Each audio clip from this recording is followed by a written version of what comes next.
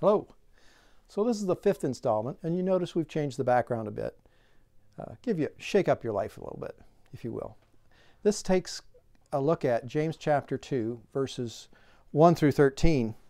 And I'm wondering, when you think about people and start, in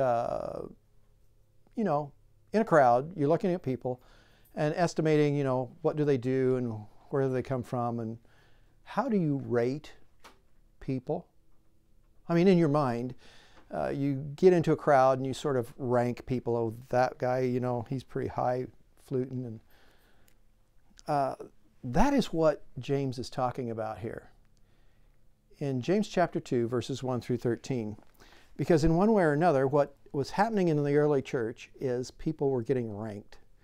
And the rich, with their gold rings and so forth, were getting to set in a different spot, a better spot, than those who were poor.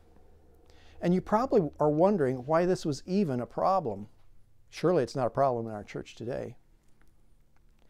But there was a unique thing going on in the early church that we sort of lose track of historically now that we're this 2,000 years removed. If you would go to the book of Philemon, you see that it's a letter written by Paul concerning a man by the name of Onesimus. Onesimus had been Philemon's slave. And now Onesimus was being sent back by Paul to the area where Philemon was. Now, that meant that Philemon had every right to re-enslave Onesimus. The problem comes in the fact that the early church was being ruled and guided, and the Holy Spirit was working among many different kinds of people.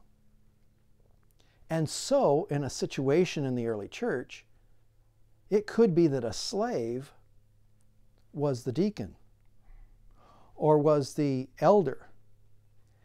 And some slaves could be even the bishop,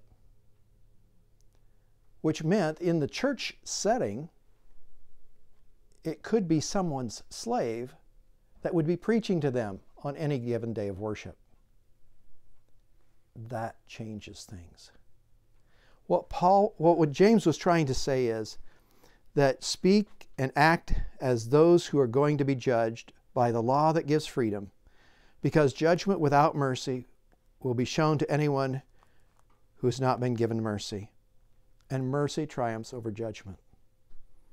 All those constructs that we tend to use in one way or another need to be thrown to the wind. Because we're all equal. We're all lawbreakers. Through Jesus Christ, the playing field is leveled. The ground at the cross is all the same. We're all sinners saved by His grace. And we'll get to talk about that next time. So I'd like for you to think about your church and where you're going to worship.